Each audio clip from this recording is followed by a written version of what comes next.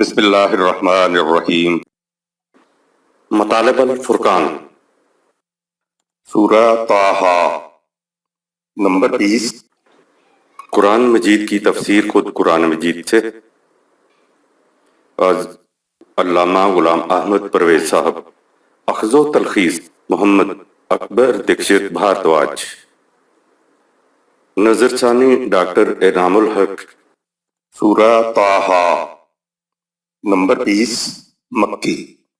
بسم اللہ الرحمن الرحیم۔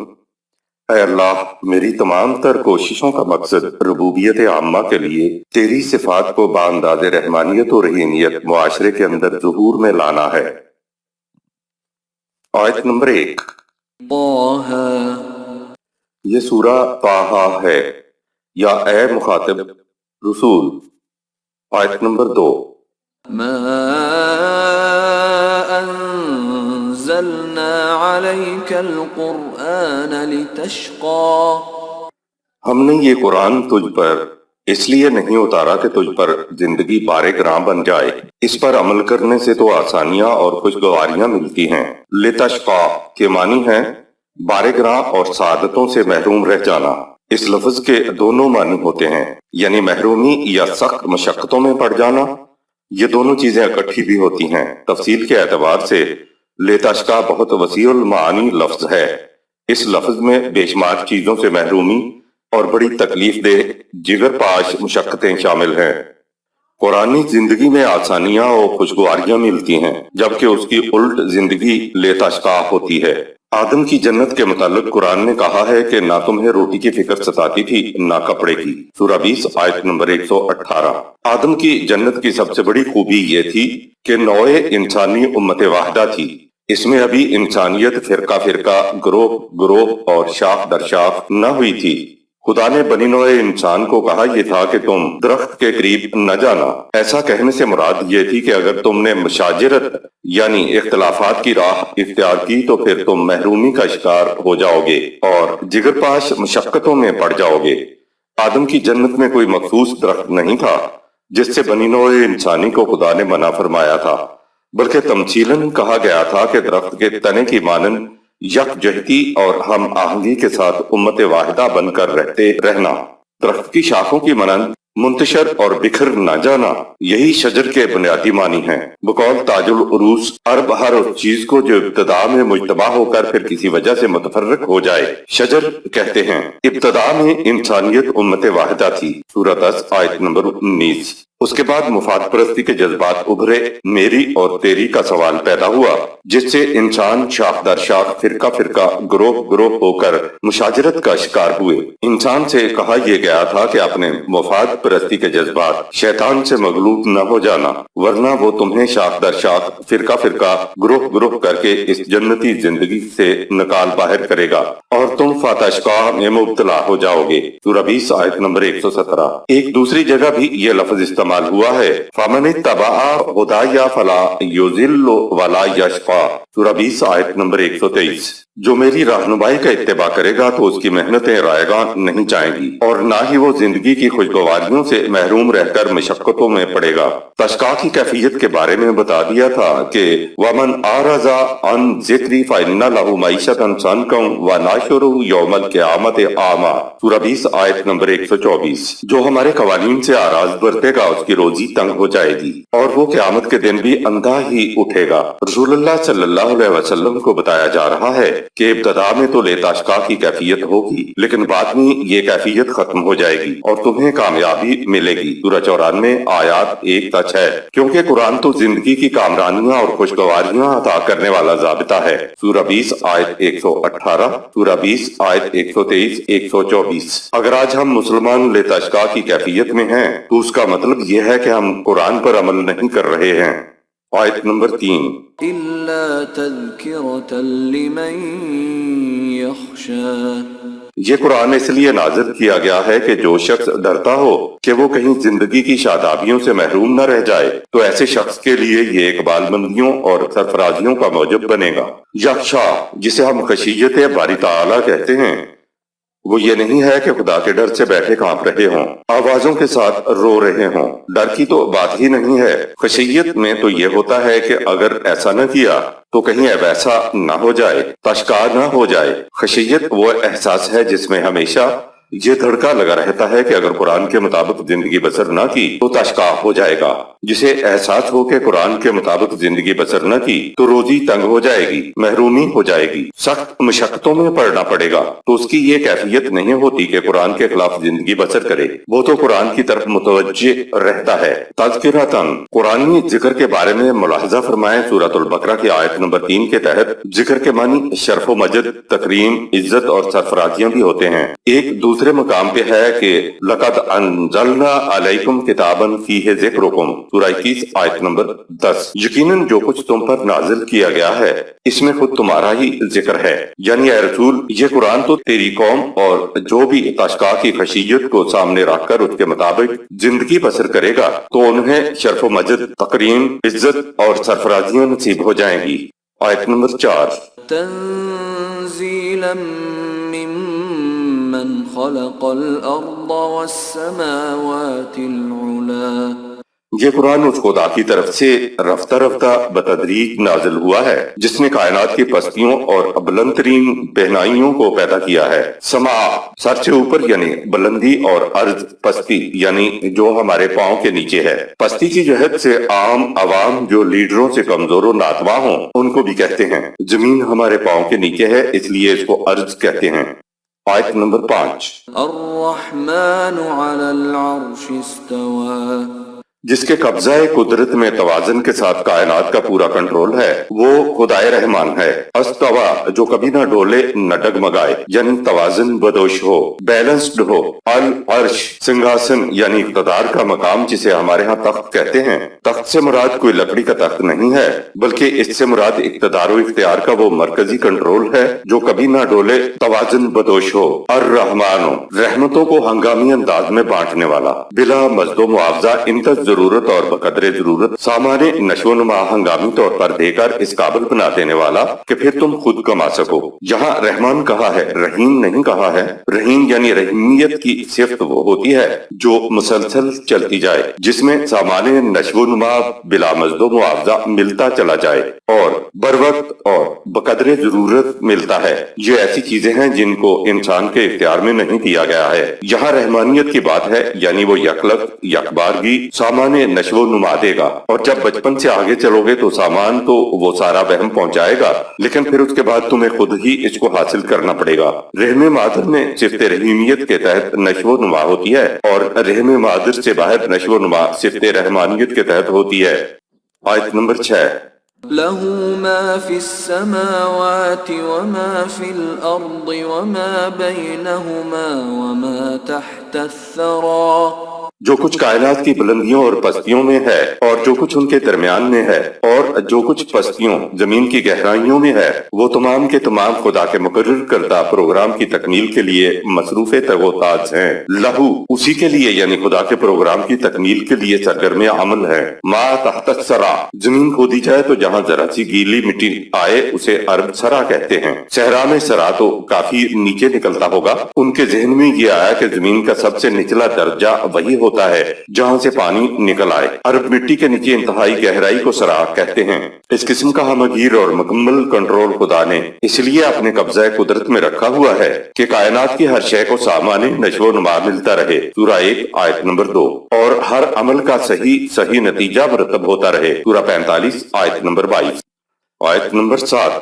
وَإِن تَجْهَرْ بِالْقَوْلِ فَإِنَّهُ يَعْلَمُ السِّرَّ وَأَخْفَى، خواہ کوئی بات پکار کر کہے یا چپکے سے اس کے نزدیک یکساں ہے کیونکہ وہ اعلانیہ اور پوشیدہ ہر شے کو جانتا ہے۔ السر و اخفا، پہلے سر ہے اور پھر اخفا، سر بھید اور راز کو کہتے ہیں، خفا سر یعنی راز سے بھی آگے کی چیز ہے۔ راز میں تو آپ کسی کو ہم راز بنا ہی لیتے ہیں تو اس طرح بات زبان پر آ ہی جاتی ہے، خواہ وہ مستور ہی کیوں نہ ہو، خواہ آپ اس پر باہر سے پردہ ڈالے ہوئے ہوں، لیکن خدا وہ تک بھی جانتا ہے جو اخفا ہے، یعنی جو تمہارے دل کی گہرائیوں میں تو گزرے لیکن زبان تک ابھی نہ آئی ہو۔ انسان کی انتہا تو بس سر تک ہی بات کہہ سکتا تھا، اخفا کی بات تو خدا ہی ہی کر سکتا تھا۔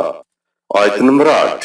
اللہ لا الہ الا هو له الاسماء الحسنى۔ حقیقت یہ ہے کہ کائنات میں تمام اقتدار اور اختیار اسی کا ہے، اس کے علاوہ کوئی اور صاحب اقتدار ہستی نہیں ہے۔ اس کی تمام صفات جو قرآن میں مذکور ہیں انتہائی حسن و توازن کے ساتھ اس کی ذات کے مختلف پرتو ہیں۔ آیت نمبر 9۔ وَهَلْ أَتَاكَ حَدِيثُ مُوسَى۔ کامیابی دیکھنے کے لیے تمہیں موسیٰ کی سرگزشت کو سامنے رکھنا چاہیے۔ انقلاب کی داستانوں میں آویزش حضرت موسیٰ علیہ السلام اور فرعون خاص اہمیت رکھتی ہے، اور اسی کے پیش نظر قرآن کریم نے اس کا ذکر بڑے تکرار اور تسلسل سے مختلف مقامات پر کیا ہے، کہیں تفصیل سے اور کہیں اجمالاً۔ یہ انقلاب بڑا ہی جامع قسم کا تھا، اسی لیے قرآن نے اس کا ذکر نسبتاً زیادہ تفصیل سے کیا ہے۔ آیت نمبر 10۔ إذ رأى نارا فقال لأهلهم كثوا إني آنست نارا لعلي آتيكم منها بقبس أو أجد على النار هدى۔ جب موسیٰ علیہ السلام نے دور سے آگ دیکھی تو اپنے ساتھیوں سے کہا کہ میں نے آگ دیکھی ہے، تم یہاں ٹھہرو، میں جاتا ہوں تاکہ میں وہاں سے تمہارے لیے آگ کا انگارہ لے آؤں، یا شاید وہاں کسی انسان سے مجھے راستے کا پتہ نشان مل جائے۔ آیت اپنے پیچھے حقیقت کا پتہ نشان دے رہی ہوتی ہے۔ سردیوں کا زمانہ ہے، جنگل ہے، رات کی تاریکی ہے، تو قرآن یہاں سے بات شروع کرتا ہے۔ موسیٰ علیہ السلام نے پہاڑی پر آگ دیکھی۔ یہ جو نشانیاں ہوتی ہیں، نشانی کو عربی زبان میں آیت کہتے ہیں، جو کسی اور حقیقت کی نشانی یا علامت ہوتی ہے۔ مثلا آگ اس بات کی آیت یا نشانی یا علامت ہے کہ وہاں کوئی انسان ہوگا، کیونکہ انسان کے علاوہ اور کوئی مخلوق آگ جلا نہیں سکتی۔ یا صحرا میں پرندہ نظر آئے تو یہ اس امر کی نشانی ہے کہ آس پاس پانی ہے، یا صحرا میں کتے کی آواز آئے تو یہ آس پاس بستی کی علامت ہے، لہٰذا آیت کسی حقیقت کی علامت بنتی ہے۔ حضرت موسیٰ علیہ السلام نے کہا کہ تم یہاں ٹھہرو، میں وہاں سے آگ لے آتا ہوں تاکہ تم تاپو، اور اگر انسان وہاں مل گیا تو شاید اس سے راستہ بھی معلوم ہو سکے۔ رائی اور رعایا کا تعلق۔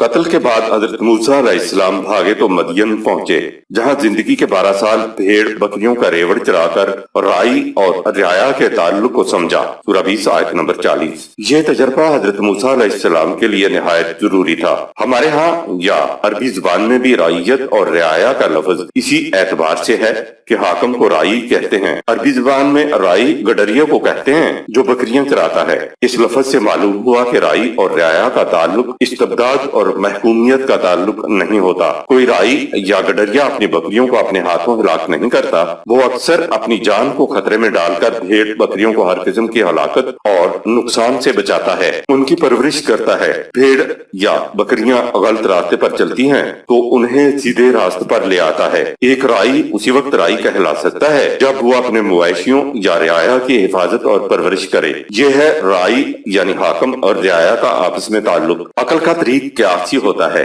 عقل علامات کے ذریعے قیاس سے حقیقت تک پہنچنے کی کوشش کرتی ہے۔ حضرت موسیٰ علیہ السلام نے آگ دیکھی تو قیاس کیا کہ وہاں کوئی انسان ہوگا، اور دوسرا قیاس یہ کیا کہ شاید وہ راستہ بتا دے۔ یہ قیاس، یہ منطق، لاجک، یہ ظن، یہ تخمین سب شاید کتابیں میں آتے ہیں۔ یہ عقل کا حقیقت تک پہنچنے کا طریقہ ہے، لیکن قیاس غلط بھی تو ہو سکتا ہے کہ آگ روشن کرنے والا وہاں سے کہیں چلا گیا ہو اور آگ سلگتی یا بھڑکتی رہ گئی ہو تو قیاس غلط ہو گیا۔ دوسری بات یہ کہ اگر کوئی انسان وہاں ہے بھی تو ممکن ہے کہ وہ راستہ بتانے کے قابل ہے بھی یا نہیں، لہٰذا حضرت موسیٰ علیہ السلام نے انسان کی موجودگی اور راستے کا پتہ نشان کو شاید کے ساتھ ذکر کیا، جبکہ آگ لانے کو یقینی انداز میں کہا۔ عقل کا طریق تجرباتی، ٹرائل اینڈ ایرر یعنی صحیح و خطا ہوتا ہے۔ عقل اپنے تجرباتی طریق سے ناکامیوں اور نامرادیوں سے گزرتی ہوئی آگے بڑھتی ہے۔ مثلا ایک فارمولہ لیا، صدیوں اس پر عمل کے بعد معلوم ہوا کہ غلط تھا، پھر دوسرا فارمولہ لیا، صدیوں آگ اور خون کی خندقیں پھاندی، اس کے بعد جا کے معلوم ہوا کہ یہ بھی غلط ہے، اور اسی طرح عقل اپنے تجربات کرتی چلی جاتی ہے۔ ابھی حضرت موسیٰ علیہ السلام کو نبوت سے سرفراز نہیں کیا گیا تھا، اس لیے حضرت موسیٰ علیہ السلام بھی عقل کے تجرباتی طریق کو ہی استعمال کر رہے تھے کہ شاید مجھے وہاں انسان مل جائے اور شاید مجھے وہ راستہ بتا دے۔ آیت نمبر 11۔ فلما أتاها نودي يا موسى جب موسیٰ علیہ السلام آگ کے قریب پہنچا تو ایک آواز آئی، اے موسیٰ۔ ایک آواز آئی، کیا وہ آواز ہم انسانوں جیسی تھی یا وہ الوحی تھی جس کے متعلق غیر اجنبی جان نہیں سکتا؟ نودیہ سورہ 20 آیت نمبر 11۔ ایک آواز آئی، یہ آواز در حقیقت وہی تھی جس کی کیفیت و ماہیت کو ہم نہیں سمجھ سکتے۔ ایک آواز آئی کو اپنی زبان میں آواز آئی نہ سمجھ لینا کہ جیسے ایک انسان کی آواز ہوتی ہے۔ آواز کے لیے کسی واسطے، کسی میٹیریل، کسی مادی یا طبعی مشینری کی ضرورت ہوتی ہے۔ آواز کے نکلنے اور آواز کے دوسرے کان تک پہنچنے کے لیے بھی اگر راستے میں کہیں خلا ہو جائے، یہ ایئر ہوا نہ ہو تو کسی کی آواز دوسرے تک نہیں پہنچ سکتی۔ اسی طرح اگر کسی کے گلے کا وتر صوت وائسل کارڈ خراب یا ناقص ہو جائے تو کوئی اپنی آواز نہیں نکال سکتا۔ یہ طبعی چیزیں ہوتی ہیں تو خدا کی آواز طبعی نہیں ہو سکتی۔ وہی کے معنی ہے تیز اشارہ، اور اشارے میں آواز نہیں ہوتی، اور اشارہ بھی لطیف اور تیز۔ لفظ وہی سے پہلے الف لام لگ جائے تو الوحی قرآن کریم کی ایک اصطلاح بن جاتی ہے جس کے وہ معنی لینے ہوں گے جو قرآن اس لفظ کے بتاتا ہے۔ بہرحال حضرت موسیٰ علیہ السلام سے خدا کے عام کلامی کو ایسا نہیں سمجھنا چاہیے جیسے دو انسان آپس میں آمنے سامنے بیٹھے باتیں کر رہے ہوں۔ آمنے سامنے نہ صحیح، پس پردہ ہی صحیح، لیکن ہمارے ذہن میں تصور آواز ہی کا آتا ہے کہ آواز آئی۔ جب ہم کلام ہوتے ہیں تو وہ اسی طرح کا کلام ہمارے ذہن میں آتا ہے جیسے انسان آپس میں باتیں کرتے ہیں، اور عربوں کے ہاں وہی کے وہ معنی فراموش کر دیتے ہیں جن کے لیے انہوں نے یہ لفظ وضع کیا تھا۔ خدا سے نبی کی ہم کلامی کو کوئی غیر اجنبی جان ہی نہیں سکتا، اور نہ کوئی نبی سے انسانوں کو سمجھا سکتا تھا۔ قرآن نے تو صرف یہ بتایا ہے کہ علم خداوندی براہ راست قلب نبی میں الفاظ کے ساتھ القا کر دیا جاتا تھا۔ یہ ہے خدا کا براہ راست علم جسے وحی کہا جاتا ہے، اور جس کو عطا کیا جاتا ہے اس کو نبی کہتے ہیں۔ عقل کا طریق تجرباتی اور قیاسی ہوتا ہے، جبکہ وحی کے ذریعے حقائق ایک نبی پر بغیر محنت و کاوش کے خود منکشف ہوتے ہیں۔ سلسلہ نبوت ختم ہو جانے کے بعد اب ہم کلامی کا سلسلہ ختم ہو گیا۔ سورہ 6 آیت 115۔ اگر ایک نبی کو کچھ عرصہ کے لیے وحی نہیں آتی تھی تو وہ نبی بھی خدا سے نہیں پوچھ سکتا تھا کہ اتنے عرصے سے وحی کیوں نہیں آئی۔ ایک نبی کی استطاعت میں نہیں تھا کہ وہ خود خدا سے کہے کہ مجھ سے بات کرو۔ علم خداوندی الفاظ میں ڈھل جانے کے بعد عالم خلق کی شے ہو گیا تو اس کے بعد ہم اس کو سمجھ بھی سکتے ہیں اور دوسروں کو سمجھا بھی سکتے ہیں۔ نودی کا ترجمہ کرنے کے لیے انسانوں کے پاس الفاظ نہیں ہیں، اس لیے ہم اس کا ترجمہ ایک آواز آئی کرتے ہیں، لیکن خدا نے حضرت موسیٰ علیہ السلام کو ہماری طرح کی کوئی آواز نہیں دی تھی۔ آواز یہ تھی کہ میں تیرا رب ہوں۔ غیر محسوس خدا کی محسوس آواز کس طرح محسوس بن کے حضرت موسیٰ علیہ السلام کے کان تک پہنچی، یہ بات ہم نہیں سمجھ سکتے۔ آواز بہرحال محسوس تھی، تبھی تو محسوس حضرت موسیٰ علیہ السلام کے محسوس کانوں نے آواز سنی۔ آیت نمبر 12۔ انی انا ربک فاخلع نعلیک انک بالوادی المقدس طوی۔ یہ تو میں تیرا رب ہوں، تو اب اس مقام تک آ پہنچا ہے جہاں تیرے لیے عقل کے تجرباتی اور قیاسی طریق کی طویل مسافتیں لپیٹ دی گئی ہیں، اور اس کی جگہ وحی کا مقدس راستہ کھول دیا گیا ہے جہاں حقائق از خود منکشف ہو کر سامنے آ جاتے ہیں۔ اب عقل کے لمبے لمبے سفر طے کرنے کی بجائے تو اپنے جوتے اتار کر اطمینان سے بیٹھ جا۔ تلاش حقیقت کا دور اب ختم ہو گیا ہے۔ سورہ نواسی آیت نمبر 16۔ انی انا ربکا سورہ 20 آیت نمبر 12 میں لفظ انی نے قیاس ختم کر دیا ہے۔ یہ لفظ آتا ہی یقین کے لیے ہے۔ بات اب قیاسی نہیں ہے کہ نہ جانے کس کی آواز آئی ہے۔ آواز میں انا ہم، جس سے معلوم ہو رہا ہے کہ یہ کس قسم کے تختے اقتدار سے انی انا کی آواز آ رہی ہے۔ انا میں تو حاکمیت، جلال اور استبداد کا تصور پیدا ہوتا ہے، اس لیے فوراً کہا ربو کا کہ ڈرنا نہیں، ہم وہ ہیں جو تیری پرورش کے ذمہ دار ہیں، تیری تربیت کے ذمہ دار ہیں۔ فخلا نہ لائے کا سورہ 20 آیت نمبر 12۔ اپنے جوتے اتار دے۔ کیوں اتار دے؟ انکا بالواد المقدس طوی سورہ 20 آیت نمبر 12۔ ترجمہ کیا جاتا ہے کہ موسیٰ علیہ السلام تو طوی کی مقدس وادی میں ہے، اس لیے اپنے جوتے اتار دے۔ یہ ترجمہ غلط ہے کیونکہ وادی مقدس نہیں تھی، وہاں تو جنگلی جانور سب گھوما پھرا کرتے تھے، ان سے تو وادی ناپاک نہیں ہوتی تھی، اور موسیٰ علیہ السلام کی جوتیوں سے وادی ناپاک ہوتی تھی۔ وہی عطا کرنے کا مطلب ہی یہ ہے کہ اب اے نبی تجھے عقل کے تجرباتی طریق پر حقائق کی تلاش میں طویل مسافت مسافتیں طے نہیں کرنی پڑیں گی۔ اب حقائق تجھ پر وحی کے ذریعے خود آشکارا ہوں گے۔ حقائق کی تلاش میں اب لمبی لمبی مسافتیں طے نہیں کرنا پڑیں گی۔ اب تمہاری مسافتوں کو لپیٹ کر مختصر اکانومائز کر دیا گیا ہے۔ المقدس توون کا مفہوم، لفظ توبہ کا مادہ وہی ہے جس سے ہمارے ہاں لفظ طے بولا جاتا ہے۔ ہم طے کو سفر طے کرنے یا کسی چیز کو طے کرنے یعنی سمیٹنے کے لیے استعمال کرتے ہیں۔ کہا کہ اب تم منزل پر پہنچ گئے ہو۔ منزل پر پہنچنے کے بعد سب سے پہلے انسان جوتیاں ہی اتارا کرتے ہیں، جو اس بات کی علامت ہوتا ہے کہ سفر طے ہو گیا ہے یا کم از کم آج کا سفر طے ہوا۔ خدا نے اس انداز میں کہا ہے کہ اپنی جوتیاں اتار دو، اب تم منزل پر پہنچ گئے ہو۔ اب رہنمائی تمہیں بغیر کسی تگوتاز کے ملے گی۔ اب تلاش حقیقت میں مزید سفر کرنے کی ضرورت نہیں ہے، کیونکہ اب تمہیں علم خداوندی براہ راست ملے گا۔ عقل میں یہ استطاعت ہی نہیں کہ وہ حقیقت کو پا سکے۔ کوئی انسان عقل کی روح سے یہ ثابت نہیں کر سکتا کہ سچ بولنا اچھی بات ہے۔ جب تک انسان خود اپنی ذات پر، خدا پر، اخروی زندگی پر اور ذرائع رشد و ہدایت پر ایمان نہ لائے تو کوئی ثابت نہیں کر سکتا کہ سچ بولنا اچھی بات ہے۔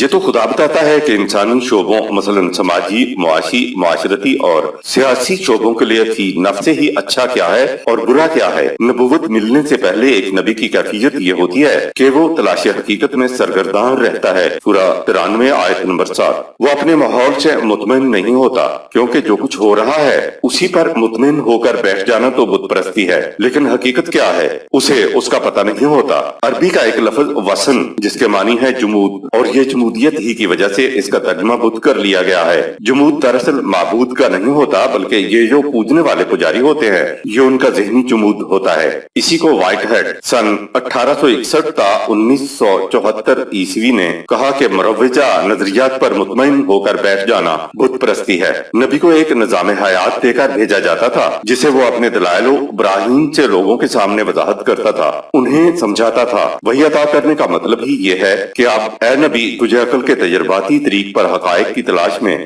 طویل مسافتیں طے نہیں کرنا پڑیں گی۔ اب حقائق تجھ پر وحی کے ذریعے خود آشکارا ہوں گے۔ جوتیاں اتار دینا ایک استعارہ ہے منزل پر پہنچنے کا۔ اگر وحی کے ذریعے رہنمائی نہ ملتی تو انسان چھوٹی سی عمر میں کیا حقائق تلاش کر لیتا؟ کیا ہر شخص کے لیے ممکن تھا کہ وہ تجرباتی طریق سے ان حقیقتوں کو پا سکے؟ یہ تو خدا کی خاص ربوبیت اور رحمت ہے۔ انکا بالواد المقدس طویٰ، سورہ 20 آیت نمبر 12۔ مقدس یا جسے تقدیس کہتے ہیں اس کے معنی ہوتے ہیں دور تک چلے جانا، یعنی پروگرام کی تکمیل کے لیے جتنی بھی دور جانا پڑے چلے جانا۔ تو ون کے معنی ہیں طویل مسافت کو لپیٹ کر راستے کو بہت مختصر کر دینا۔ کہا یہ گیا ہے کہ عقل کے تجرباتی اور قیاسی طریق کی جگہ اب وحی کا مسافتوں کو سمیٹنے والا راستہ کھول دیا گیا ہے، جہاں حقائق از خود منکشف ہو کر نبی کے سامنے آ جاتے ہیں۔ ایک اور جگہ نقدس کا سورہ 2 آیت نمبر 30 آیا ہے، جس کا صحیح ترجمہ یہ ہے کہ فرشتے کہتے ہیں ہم تیرے پروگرام کی تکمیل کے لیے سرگرداں رہتے ہیں، اس مقصد کے لیے جتنی دور تک ہمیں جانا پڑے ہم جاتے ہیں، یعنی ناکام نہیں لوٹتے۔ لہذا مقدس لفظ کے معنی ہوتے ہیں دور تک چلے جانا۔ تو انکا بالواد المقدس طویٰ، تیری لمبی لمبی مسافتوں، وادیوں کو طویٰ کر دیا گیا ہے، یعنی لپیٹ دیا گیا ہے، سمیٹ دیا ہے، مختصر کر دیا ہے۔ یہ کس لیے لمبی لمبی مسافتیں طے کرنے سے روکا؟ اس لیے اگلی آیت دیکھیے، آیت نمبر 13۔ وَأَنَا اخْتَرْتُكَ فَاسْتَمِعْ لِمَا يُوحَىٰ، میں نے تجھے ایک عظیم مقصد کے لیے منتخب کیا ہے، سو جو بات تجھے اس وحی کے ذریعے بتائی جا رہی ہے اسے دل کے کانوں سے سن۔ سورہ 20 آیت نمبر 40-41۔ خدا کا انبیاء کو اپنے لیے منتخب کر لینے کا مفہوم، انا اخترتک، سورہ 20 آیت نمبر 13۔ ہم نے تمہیں اپنے لیے چن لیا ہے۔ خدا تو قادر مطلق ہے، اس کو کسی کی مدد کی کیا ضرورت؟ تو پھر اپنے لیے چن لینے کا کیا مطلب ہے؟ خارجی کائنات میں خدا کا حکم از خود جاری و ساری ہے، کیونکہ اشیاء کائنات میں اختیار و ارادہ نہیں ہے، وہ سب محض مجبور ہیں۔ لیکن انسانی دنیا میں خدا کے احکامات از خود جاری و ساری نہیں ہیں، کیونکہ انسان مجبور مخلوق نہیں ہے، اس کو خدا نے اختیار و ارادہ عطا فرمایا ہے۔ اس لیے انبیاء کے ذریعے انسانوں کو احکام و قوانین دیے جاتے رہے جو اب قرآن میں محفوظ ہیں، اور قوانین دے کر انسان کو آزاد چھوڑ دیا کہ چاہو تو قبول کر کے ان کے مطابق زندگی بسر کر لو، اور دل نہ چاہے تو اپنے خود ساختہ قوانین کے مطابق زندگی بسر کر لو، تم آزاد ہو۔ انسان کی مجبوری بھی बता दी कि तुम अपने खुद साख्ता कवानीन के मुताबिक जिंदगी तो बसर कर सकते हो, लेकिन अपने खुद साख्ता कवानीन के मुताबिक अपने अमाल के नताइज कवानीन खुदावंदी के अताअत जैसे बरामद नहीं कर सकते। इस पर तुम्हारा इख्तियार न होगा, नतीजा हमारे कानून के मुताबिक बरामद होगा। इंसानों को अशियाए कायनात से मुख्तलिफ तरीक से रहनुमाई देने का मतलब ये है कि इंसानी दुनिया में काम इंसानों के जरिए ही होंगे। कवानीन तो खुदा के होंगे, लेकिन हाथ रिफाकत इंसानों के होंगे। तुर्कश में तीर तो खुदा के ही होंगे, मगर वो चलेंगे इंसानों की कमान से। मुखालिफिन को जंग में कत्ल करने का हुक्म तो खुदा ही का होगा, लेकिन उनकी गर्दनें कटेंगी तुम्हारी तलवारों से। इंसान और खुदा की बाहमी रफाकत है, जिसकी रूह से इंसानी दुनिया में खुदा के अहकामात के मुताबिक काम होते हैं। इस रफाकत से खुदा का कुछ नहीं संवरता, इंसान का अपना ही संवरता है। उसकी दुनिया व आखिरत की जिंदगी से खौफ व हुज़्न निकल जाता है और इंसानों के जिस्मो ज़ात की नशो नुमा बगैर किसी किस्म के बाहमी टकराव के होती चली जाती है। आयत नंबर 14। इन्ननी अना अल्लाहु ला इलाहा इल्ला अना फअब्दनी व अक़िमिस सलाता लिज़िक्री। ऐ मूसा अलैहिस्सलाम, बिलाशुबा अल्लाह मैं ही हूँ, मेरे सिवा कायनात में किसी का इक़्तिदार व इख्तियार नहीं कि उसकी महकूमियत इख्तियार की जाए, इसलिए तू मेरे ही कवानीन की महकूमियत इख्तियार कर और मेरे कानून और निजाम को गालिब करने के लिए सलात का निजाम कायम कर। व अक़िमिस सलाता लिज़िक्री, मेरे कानून और निजाम को गालिब करने के लिए सलात का निजाम कायम करो। हमारे यहाँ तो सलात को नमाज ही समझा जाता है, यानी फिरौन बड़ा सरकश हो गया है, जाओ नमाजें पढ़ो तो फिरौन तख्त से उतर जाएगा। खुदा ने नमाजें पढ़ने का प्रोग्राम नहीं दिया था, बल्कि बनी इसराइल को निजात दिलाने का प्रोग्राम मूसा अलैहिस्सलाम को दिया था, ताकि निजात मिलने के बाद निजाम सलात कायम किया जाए। कहा जा रहा है कि मैं अल्लाह हूँ, मेरे सिवा किसी के हुक्म की अतात न करो। और फिर कहा जाता है कि निजाम सलात को ले जिक्री सूरा 20 आयत नंबर 14 के साथ कायम करो। तो फिर देखना पड़ेगा कि अकामत अस्सलात क्या है और जिक्र क्या है। मुलाहिजा फरमाए सूरतुल बकरा की आयत नंबर 3 के तहत। आयत नंबर 15। इन्नस्साअत आतियतुन अकादु उख्फीहा लितुजज़ा कुल्लु नफ्सिन बिमा तस्आ। यकीनन तेरे हाथों एक अजीम इंकलाब रूनुमा होने वाला है। ये इंकलाब दरपर्दा तो पहले से तरतीब पाता चला आ रहा था, अब हम चाहते हैं कि ये उभर कर सामने आ जाए ताकि हर शख्स को उसकी मेहनत का पूरा पूरा बदला मिल सके। लितुजज़ा कुल्लु नफ्सिन बिमा तस्आ सूरा 20 आयत नंबर 15, ताकि हर शख्स को उसकी मेहनत का पूरा पूरा बदला मिल सके। ऊपर मज़कूर अकामत सलात 20-14 को भी मकसूद बेजात नहीं बताया, बल्कि अकामत सलात का मकसद बताया ताकि हर उस शख्स को उसकी मेहनत का पूरा पूरा बदला मिल सके। तो क्या हमारे सलात पढ़ने से हर शख्स को उसकी मेहनत का पूरा पूरा बदल मिल रहा है? दरअसल जिक्र वही कुरान है, यानी इंसानों को जिंदगी बसर करने का ज़ाब्ता हयात के नफाज के लिए हुकूमत की जरूरत होती है। दूसरी बात ये कि सलात पढ़ने के लिए नहीं कहा गया, बल्कि सलात को यानी निजाम खुदाबंदी को कायम करने के लिए कहा गया है। बिलफेल और बिलकुव्वत अकामत सलात यानी निजाम खुदाबंदी के क़याम से कबल सलात की सूरत। इस आयत में कुरान ने इन साता आते या तो सूरा 20 आयत 15 इनकलाब आने वाला है कहकर अस्सलाता ले जिक्री सूरा 20 आयत 14 की तशरीह कर दी। इनकलाब रातों रात नमूदार नहीं हुआ करता, वो तो मुद्दत से जेर जमीन मख्फी तौर पर तरतीब पा रहा होता है। खुदा ने कहा यह है कि उस मख्फी इनकलाब के उभरने का वक्त आ चुका है। इनकलाब बर्पा करने के लिए जिद्दोजहद करना होती है, नमाजें पढ़ने से इनकलाब नहीं आया करता। खुदा ने हजरत मूसा अलैहिस्सलाम को पहले दिन ही बता दिया कि फिरौन की जड़ कटने के बाद वह अक़िमिस सलाता ले जिक्री सूरा 20 आयत 14 करना, लिहाजा उसकी तैयारी कर। तैयारी में यह है कि वही को लोगों तक पहुंचा, उसको दलाइलो बराहीन से लोगों को समझा। जो लोग वही की तालीम को समझकर तस्लीम कर लें, उनको एक जमायत की शक्ल में जमा कर पैरोकारों के जिम्मा लगाओ कि जो बात तुम समझ चुके हो उसको दूसरों को भी समझाओ। इस मरहले में जुल्म और ज्यादती को बर्दाश्त करो, किसी पर हाथ ना उठाओ। लोगों को समझाओ कि जिस कदर नेमाए खुदाबंदी हैं वो खुदा की अता करदा हैं, लिहाजा उन पर हक के मलकियत भी खुदा का तस्लीम करो और नेमाए खुदाबंदी और अपनी मेहनत के माहासिल को खुदा ही के कवानीन के मुताबिक सर्फ करो। इस तरह अफराद में से मफाद ख्वाहिश का जज्बा मिट जाएगा। मफाद ख्वाहिश का जज्बा खत्म हो जाना ही इस्लामी निजाम की असल بنیاد فراہم کرتا ہے۔ اس طرح ایک محدود سا معاشرہ نشو و نما کے لیے ایک دوسرے کا خیال رکھے گا، ان میں یکجہتی اور ہم آہنگی پیدا ہوگی۔ ایک دوسرے کا خیال رکھنے کے جذبے کو دیکھ کر دوسرے پسماندہ لوگ بھی جماعت میں شامل ہوتے چلے جائیں گے۔ وحی کی تعلیم کے لیے اعلانیہ ممکن نہ ہو تو خفیہ طور پہ صلاح یعنی نظام کے قیام کے لیے خفیہ مشاورت کے اجتماعات منعقد کرنا ہوں گے۔ جو لوگ اس آنے والے انقلاب پر یقین نہ رکھیں اور صرف اپنی مفاد پرستیوں کے پیچھے لگ رہے ہیں، ان سے بچنا، ورنہ یہ اپنے ساتھ تیری تباہی کا بھی موجب بن جائیں گے۔ سورہ 20 آیت نمبر 16۔ اور سب سے بڑی بات یہ کہ پیروکاروں کے دل میں نظام صلاح کے سربراہ کے لیے اتباع دل میں اچھی طرح رچ بس گئی ہو، تو ایسے عبوری طور میں یہ اقامت الصلاۃ کے اقدامات ہوں گے۔ آیت نمبر 16۔ فلا يصدنك عنها من لا يؤمن بها واتبع هواه فتردى۔ اور جو لوگ اس آنے والے انقلاب پر یقین نہ رکھیں اور صرف اپنی مفاد پرستیوں کے پیچھے لگے رہیں، ان سے بچنا، ورنہ یہ اپنے ساتھ تیری تباہی کا بھی موجب بن جائیں گے۔ چند آیات کا مروجہ ترجمہ ہے۔ اے موسیٰ علیہ السلام، تیرے ہاتھ میں کیا ہے؟ سورہ 20 آیت نمبر 17۔ موسیٰ علیہ السلام نے جواب میں کہا، یہ میری لاٹھی ہے۔ سورہ 20 آیت نمبر 18۔ ہم نے ترجمہ کیا ہے، یاد رکھ تیرے ہاتھوں میں ایک عظیم انقلاب آنے والا ہے۔ ہم چاہتے ہیں کہ مخفی طور پر ترتیب پاتا انقلاب اب ابھر کر محسوس طور پر سامنے آ جائے۔ سورہ 20 آیت نمبر 15۔ سوال یہ ہے کہ یہ انقلاب کس مقصد کے لیے آئے گا؟ فرمایا تاکہ ہر فرد کو اس کی محنت کا پورا صلہ مل جائے، کوئی اور نہ ہڑپ کر لے۔ سورہ 20 آیت نمبر 15۔ ایسے عظیم انقلاب کی بات ہو رہی ہے جس میں ہر ایک کو اس کی محنت کا پورا صلہ مل جائے، کوئی اور نہ ہڑپ کر جائے۔ تو سوال پیدا ہوتا ہے کہ کیا خدا نے ہاتھ میں پکڑی لاٹھی کے ساتھ ہی کہہ دیا کہ جاؤ فرعون کی طرف؟ کیا انقلاب لانے کے لیے یوں بات ہوگی کہ اے موسیٰ علیہ السلام، تیرے ہاتھ میں کیا ہے؟ سورہ 20 آیت نمبر 17۔ کیا خدا کو معلوم نہ تھا کہ ہاتھ میں کیا ہے؟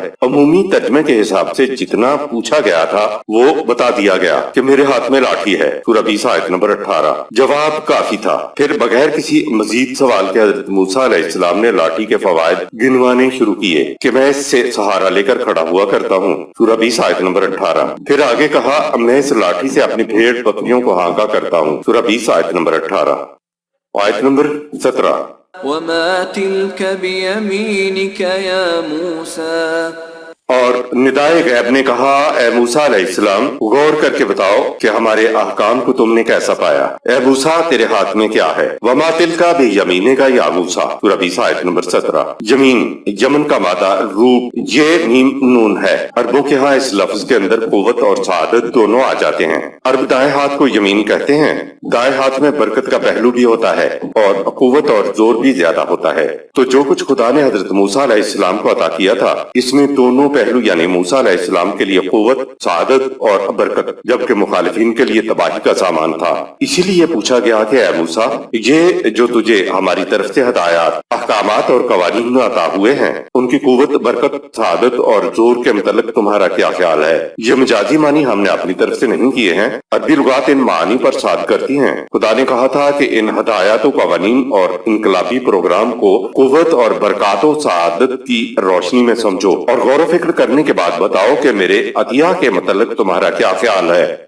آیت نمبر 18۔ قال هي عصاي أتوكأ عليها وأهش بها على غنمي ولي فيها مآرب أخرى۔ موسیٰ علیہ السلام نے عرض کیا، بار الہ، یہ احکام میرے لیے سفر زندگی میں بہت بڑا سہارا ہے۔ میں اب انہی کے آسرے سے چلوں گا اور ہر مشکل مقام پر انہیں مضبوطی سے تھامے رکھوں گا تاکہ میرا قدم کہیں نہ پھسلے۔ انہی کے ذریعے اب میں اپنے ریوڑ بنی اسرائیل کو جھنجھوڑوں گا اور ان کے جمود کو حرکت و عمل پر ابھاروں گا۔ ان کے علاوہ زندگی کے دیگر معاملات میں بھی ان سے بصیرت و رہنمائی حاصل کروں گا۔ کہا، میرے ہاتھ میں عصا ہے۔ کالا ہے یا عصایا، سورہ 20 آیت نمبر 18۔ عصا کا مادہ عین صاد واو ہے۔ اس کے بنیادی معنی ہے ہاتھوں کی انگلیوں کا یوں اکٹھا ہو جانا کہ وہ کسی شے کو مضبوطی سے پکڑ لیں۔ لہٰذا کسی شے کو اجتماعی طور پر مضبوطی سے پکڑ لینے کو عصا کہتے ہیں۔ یہ عصا کے بنیادی معنی ہوتے ہیں۔ لاٹھی کو بھی عصا اس لیے کہتے ہیں کہ اس کو انگلیوں کو اکٹھا کر کے پکڑا جاتا ہے، ورنہ صرف لاٹھی کے معنوں میں یہ لفظ نہیں آتا۔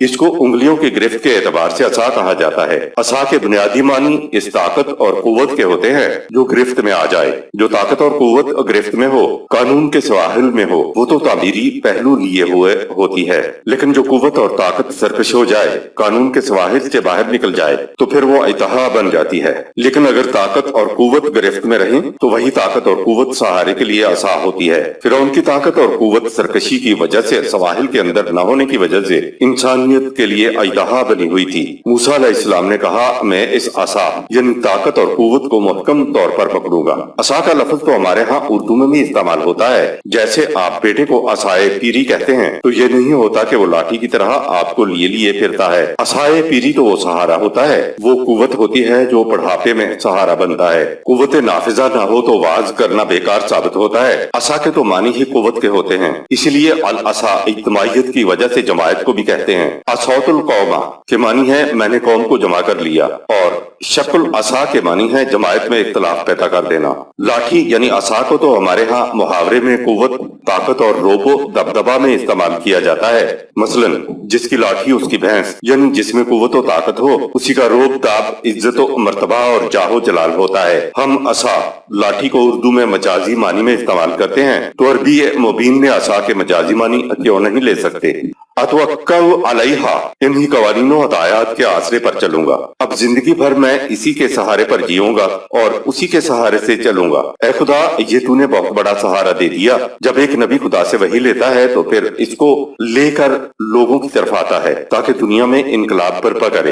हजरत मूसा अलैहिस्सलाम को जो कुछ मिला था वो उसके जाती इस्तेमाल और जाती फायदे के लिए नहीं मिला था, वो तो पिसी हुई इंसानियत के लिए, वो इनकलाब लाने के लिए मिला था जिसमें हर शख्स को उसकी कमाई का पूरा हिस्सा मिल जाए, कोई दूसरा किसी की मेहनत के महासिल को हड़प न कर जाए। सूरह 20 आयत नंबर 15। सिर्फ अकल की रूह से जो मिलता है वो अपने लिए होता है, और जो कुछ वही की रूह से मिलता है वो इंसानियत की मुनफाअत के लिए होता है। यह है फर्क अकल और वही का। वाअहिशो बिहा अला गनमी, सूरह 20 आयत नंबर 18। कुरान तलमीहात के अंदाज में बातें करता चला जाता है। गनमी ये एक तलमीह है जिससे राई और रैयत यानी रियाया का ताल्लुक नजरों के सामने आ जाता है। मेरी भेड़ों से मुराद कौम बनी इसराइल है। भेड़ बकरियों के लिए दरख्त के पत्ते झाड़ने की बात नहीं की। पहले अंबिया अलैहिस्सलाम अपनी अपनी कौम की तरफ आते थे। हजरत ईसा अलैहिस्सलाम ने खुद कहा कि मैं बनी इसराइल की गुमशुदा भेड़ों की तरफ आया हूँ, तो भेड़ों से मुराद है खुद कौम बनी इसराइल। तो हजरत मूसा अलैहिस्सलाम ने कहा कि मुझे मालूम है कि बनी इसराइल जुमूदो तातुल का शिकार है, इसमें हिस्सो हरकत नहीं रही, इसमें जद्दोजहद सलाहियत नहीं रही। मैं इस प्रोग्राम के जरिए इस मुर्दा कौम को झंझोड़ कर उनमें असर नो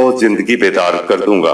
वलैया फीहा मारिबो उखरा, सूरह 20 आयत नंबर 18। इसके अलावा जो भी मामलात जिंदगी मेरे सामने आएंगे मैं इन कवानीनों हदायत से बसीरत और रहनुमाई हासिल करूंगा, और जिस किस्म के भी मौके सामने आएंगे इन कवानीनों हदायत की रोशनी में अमल करूंगा। यूं समझो कि निदाए गैब ने कहा, ए मूसा अलैहिस्सलाम तुम बिल्कुल सही समझे हो। ये थी अजीम इनकलाब के सिलसिले में खुदा और रसूल की गुफ्तगू। आयत नंबर 19। قال ألقها يا موسى, हुक्म हुआ कि तुमने ठीक समझा है, अब तुम इन कवानीनों हदायत को लोगों के सामने पेश करो। अलकहा इसके मानी है जाओ अब उसे दूसरों के सामने पेश करो, उनको अपने पास मत रखो। आयत 20। فألقاها فإذا هي حية تسعى, अहकाम की रोशनी में दरपेश मुहिम पर गौर किया तो उसे अंदाजा हुआ कि इन अहकाम को लोगों के सामने पेश करना आसान काम नहीं। उसने ऐसा महसूस किया कि वो ज़ाब्ता अहकाम गोया एक अजदहा है जो बड़ी तेजी से दौड़ रहा है। अहकाम ही असा थे और अहकाम के असरात ही अजदहा थे। फालकाहा फाइजा हिया हय्यतुन तसा, सूरह 20 आयत नंबर 20। यहाँ लफ्ज हय्यतुन आया है, हयात ही से इसका मादा है और जिंदगी उसके मानी है। हर वो शय जो नशो नुमा पाती हो, हरकत करती हो, वो जिंदा अशिया में शुमार होती है। लिहाजा जिंदगी की अलामत नशो नुमा के अलावा सुकड़ना या हरकत करना भी होता है। अगर किसी जानदार चीज को छेड़ा जाए यानी इसमें ये एहसास पैदा किया जाए कि कोई खतरा है या उसमें इज़्तिराब पैदा करना मकसूद है तो रद्द-ए-अमल में उसकी जिंदगी की अलामत सुकड़ना या हरकत करना होता है। खतरे के वक्त जिंदा शय सुकड़ेगी या हरकत करेगी। अगर सांप भी चुपके से बैठा हुआ हो और जरा तिनका उसकी तरफ करो, वो या तो सुकड़ेगा या हमलावर होगा। आराम से बैठी चूंटी के सामने भी जरा सा तिनका करो तो वो भागती है। सांप के सुकड़ने या हरकत करने से अरबों ने जिंदगी हयात का मफहूम लिया। इसी लफ्ज से हया भी है। एक हयादार खातून को अगर छेड़ा जाए तो खातून का पहला रद्द-ए-अमल सुकड़ना होता है। जो औरत छेड़ने से किसी किस्म का रद्द-ए-अमल जाहिर न करे तो वो हयादार खातून की नहीं होती। हजरत मूसा अलैहिस्सलाम ने जब प्रोग्राम पर सरसरी सा गौर किया तो यूं नजर आया कि सुकून है, लेकिन बाद में जब इनकलाबी प्रोग्राम पर गहराई से गौर किया तो महसूस हुआ कि ये तो हरकतों इज़्तिराब पैदा करने वाला अजदहा है जो इधर उधर भाग उठा है। और फिरौन के दरबार में हुआ भी यही कि खलबली मच गई। वहाँ तूफान बर्पा हो गया था। पकड़ लो, पकड़ियो, दौड़ियो, मारियो की सदाएं गूंज उठी थीं। जब मूसा अलैहिस्सलाम ने फिरौन के सामने अपना इनकलाबी प्रोग्राम पेश किया तो फिरौन, उसके वज़रा, उसकी काबीना और हामान का लाव लश्कर सारे तड़प उठे थे। इनमें इज़्तिराबो हिजान पैदा हो गया था। फिरौन समझ गया और कहा, ये तो हमारी हुकूमत का तख्ता उलटने के लिए आया है, ये तुम्हें मिस्र से निकाल देने के लिए आया है, ये यहाँ एक नया निजाम मुसल्लत करने के लिए आया है। लाठी को अजदहा बना देने से तो ये तासर पैदा नहीं होता। आयत नंबर 21। قال خذها ولا تخف سنعيدها سيرتها الأولى खुदा ने मूसा अलैहिस्सलाम को इत्मीनान दिलाया और कहा कि इस ख्याल से मत घबराओ, इन अहकाम को मजबूती से थामे रखो। तुमने इन अहकाम की जो मुनफात सूरह 20 आयत नंबर 18 गिनवाई थी, हम उन्हें वैसा ही बना देंगे, यानी ये तुम्हारे लिए सहारा और बातिल की तबाही के लिए अजदहा साबित होंगे। काला खुजहा सूरह 20 आयत नंबर 21। खुजहा के मानी पकड़ लेना ही नहीं बल्कि उसे इख्तियार कर लेना, इस पर अमल पैरा हो जाना भी होता है। कहा कि अमल पैरा हो जाओ। ये बहुत बड़ा प्रोग्राम है।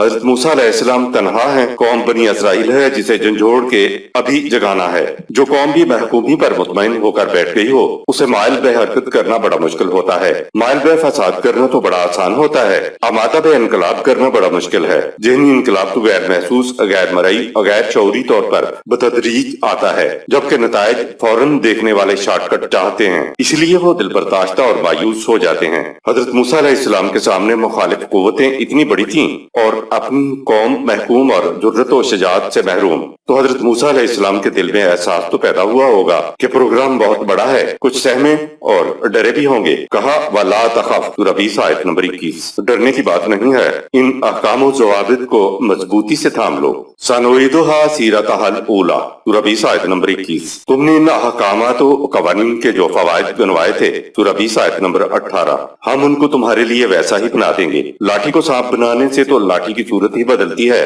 खुदा ने सूरतहा तो नहीं कहा है कि लाठी की सूरत बदल गई। कुरान ने तो सीरतहा सूरह 20 आयत नंबर 21 कहा है, यानी हम कवानीन व अहकाम की वही सीरत बना देंगे जो तुमने बताई थी सूरह 20 आयत नंबर 18। सीरत के अल्फाज से मालूम हुआ कि कोई सीरत की तब्दीली की बात है। कहा ला तखफ सूरह 20 आयत नंबर 21। डरो नहीं, ये अहकाम कवानीन जो तुम्हें असरात में अजदहा की मानंद लगे उनकी सीरत को तब्दील करके तुम्हारे लिए वैसा ही कर देंगे जैसे तुम्हें पहली बार महसूस हुए थे सूरह 20 आयत नंबर 18। ये अहकाम खुदाबंदी की रविश, रफ्तार, तौर तरीक, हेयत, हालत और सीरत ही तो है जो बातिल के लिए अजदहा की तरह हलाकत आफरीन साबित हुए। मजहबी पेशवाइयत सूरत को तो नहीं बदलती, अलबत्ता अहकाम कवानीन की सीरत को जरूर बदल देती है। ये नमाज, ये रोजे, ये हज वगैरह की सूरतें तो वही हैं, लेकिन उनमें सीरत यानी रूह वो नहीं रही है। इब्लीस को भी मालूम है कि अगर सूरत बदलने की बात की तो कोई नहीं मानेगा। उसका हरबा ये होता है कि दीन के अरकान की सूरत तो वही बरकरार रखता है, लेकिन उनकी सीरत यानी रूह बदल देता है।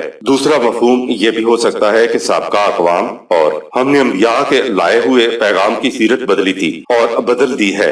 कहा कि हम इस इनकलाब के जरिए फिरौनी निजाम की सीरत ही बदल देंगे जिसमें हर शख्स को उसकी मेहनत का सिला पूरा पूरा मिल जाएगा सूरह 20 आयत नंबर 15। यानी फिरौनी निजाम से साबिका अंबिया की असल तालीम के मुताबिक नताइज निकलेंगे। सीरतहल ऊला सूरह 20 आयत नंबर 21। पहली जैसी सीरत या पहले जैसे नताइज निकलेंगे। लुग़वी मानी लाठी के हुकूमत होती, अकामत इस्सलातो, अज़्ज़कात और अमर बिल मारूफ और नहीं अनिल मुनकर के लिए हुकूमत की कुव्वत सूरह 22 आयत नंबर 41। यानी मजाजी लाठी की जरूरत होती है। एक फर्द के इक़्तिदार का तख्ता उखाड़ कर दूसरे का इक़्तिदार कायम हो जाना तो इनकलाब नहीं कहलाता। इनकलाब में सूरत तो वही होती है, लेकिन सूरत की सीरत बदल जाती है। बाज औकात थोड़ी बहुत इनकलाब के मफाद में सूरत भी बदलनी पड़ती है, लेकिन इनकलाब का सारा जोर निजाम की सीरत बदलने पर ही होता है। कुव्वत के साथ मुकाबला करना और हाथों से मुल्क भी छीन लेना और इक़्तिदार تلوار اپنے ہاتھ میں لینا تو تنذیر ہے،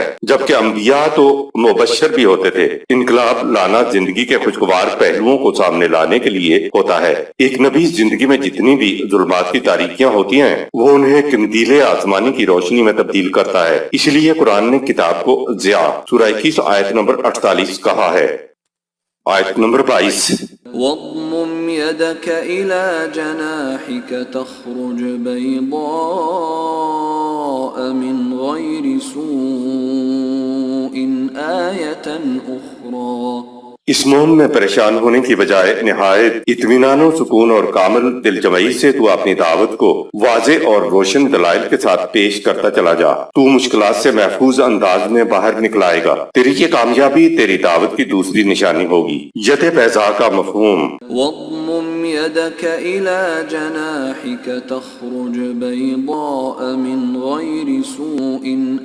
سورہ 20 آیت نمبر 22۔ یہ جو آیت سورہ 21 آیت نمبر 48 میں ضیاء کا لفظ آیا ہے تو بیضاء اور ضیاء دونوں کا مادہ ایک ہے۔ دشمن کی تباہی مقصود بے ذات نہیں ہوتی، یہ تو ذریعہ ہے ایک مقصد کو حاصل کرنے کے لیے دشمن کی تباہی، یعنی پہلا مرحلہ لا الہ کا ہوتا ہے جو بہت ضروری ہے۔ اس کے بعد دوسرا مرحلہ ہے کہ اے موسیٰ علیہ السلام، تیرے ہاتھوں سے وہ روشنی پھیلے گی جو چھائی ہوئی تاریکیوں کو دور کر دے گی۔ اس لیے اے موسیٰ، قوت کے زور پر تم یہ انقلاب لاؤ، دشمن کو تباہ کرو اور پھر اپنے ہاتھ کو نکالو۔ اب اس کو چھپا نہیں رہنا چاہیے۔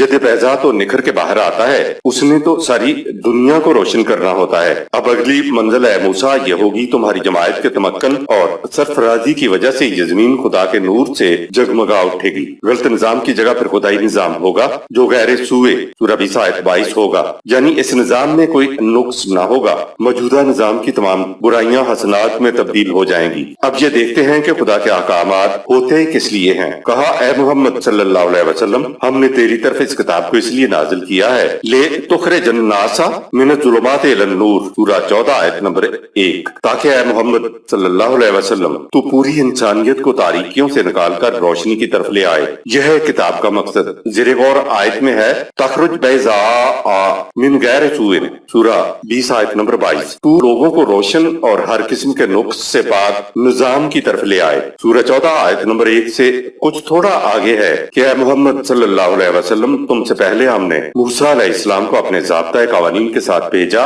تاکہ وہ اپنی قوم کو تاریکیوں سے نور روشنی کی طرف لے آئے۔ سورہ 14 آیت نمبر 5، یعنی وہ بنی اسرائیل کو موت کی طرف دھکیلنے والی تاریکیوں سے نکال کر زندگی بخش روشنی میں لے آئے۔ رسول اللہ صلی اللہ علیہ وسلم سے قبل ہر نبی اپنی قوم کی طرف ہی آتا تھا۔ حضرت عیسیٰ علیہ السلام نے تمثیلی انداز میں کہا، میں تو بنی اسرائیل کی کھوئی ہوئی بھیڑوں کی طرف آیا ہوں۔ وہ اپنے مبلغین کو تبلیغ کے لیے بھیجتے تو ان سے کہتے یاد رکھو بنی اسرائیل کے گھروں کی طرف جانا، غیر بنی اسرائیل کے ہاں نہ جانا۔ موسیٰ علیہ السلام کیونکہ قومی نبی تھا اس لیے کہا تاکہ تو اپنی قوم کو ظلمات سے نور میں لے آئے۔ سورہ 14 آیت نمبر 5۔ محمد صلی اللہ علیہ وسلم پوری انسانیت کے لیے نبی ہیں تو کہا اس کتاب کو تیری طرف اس لیے نازل کیا ہے کہ اس کے ذریعے تو تمام انسانیت کو تاریکیوں سے نکال کر روشنی میں لے آئے۔ سورہ 14 آیت نمبر 1۔ زمہ جناح کا عن الناس کے معنی ہے لوگوں کے ساتھ مہربانی سے پیش آؤ اور اپنا پہلو ان کے لیے نرم رکھو۔ لغت تاج العروج کے مطابق خوف کی حالت میں مضطرب و متردد مت ہو، یعنی پڑپڑاؤ نہیں بلکہ اس طرح اطمینان سے رہو جس طرح پرندہ حالت امن میں اپنے بازو سمیٹ کر بیٹھتا ہے۔ الجناح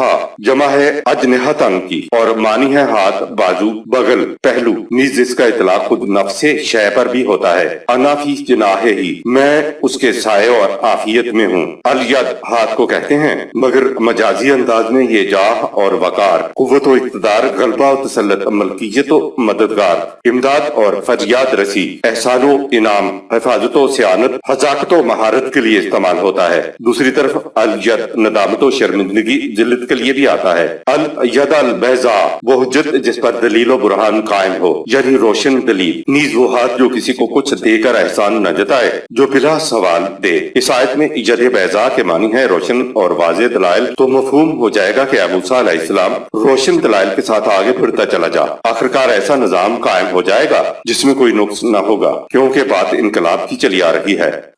آیت نمبر 23۔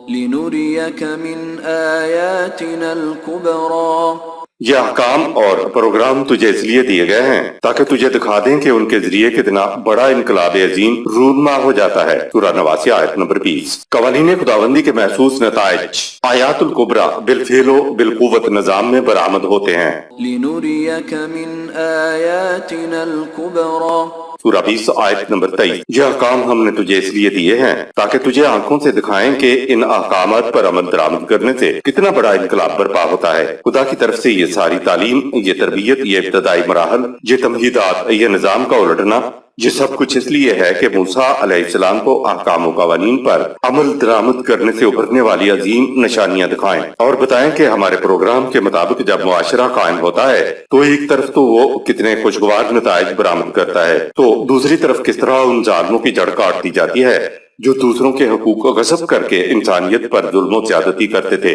پروگرام پر چلنے والوں کے لیے خوشگواری تو پروگرام کا ایک حصہ ہے، جبکہ مخالفین کی تباہی نظام کا دوسرا حصہ ہے۔ ان دونوں حصوں کی تکمیل کے بعد کہیں جا کر خدا کا نظام دنیا کے لیے وجہ ہزار حمد و ستائش بنتا ہے۔ سورہ 6 آیت 45۔ نظام خداوندی مستحق حمد و ستائش میں سے اس لیے نہیں ہوتا کہ ظالم کی جڑ کٹ گئی، بلکہ اس لیے سزاوار حمد و ستائش ہوتا ہے کہ ظالموں کی جڑ کٹ جانا ہزاروں، لاکھوں اور آج تو کروڑوں انسانوں کی زندگی کا باعث بنتا ہے۔ مکہ میں ناسازگار حالات کی وجہ سے رسول اللہ صلی اللہ علیہ وسلم اور صحابہ کرام رضوان اللہ علیہم کے سامنے احکام و قوانین خداوندی کے مؤثر نتائج آیات الکبریٰ ابھر کر سامنے نہیں آ سکتے تھے۔ اس لیے خدا نے مکی دور میں اپنے احکام و قوانین نازل ہی نہ کیے، کیونکہ مکہ میں قوانین کے نتائج برآمد ہونے والا ماحول ہی نہیں تھا، دین کو غلبہ حاصل نہ تھا۔ احکام و قوانین کے محسوس نتائج آیات کی حقیقت دکھانے کے لیے خدا راتوں رات محمد صلی اللہ علیہ وسلم کو مکہ سے مدینہ کی طرف ہجرت کرا کے لے گیا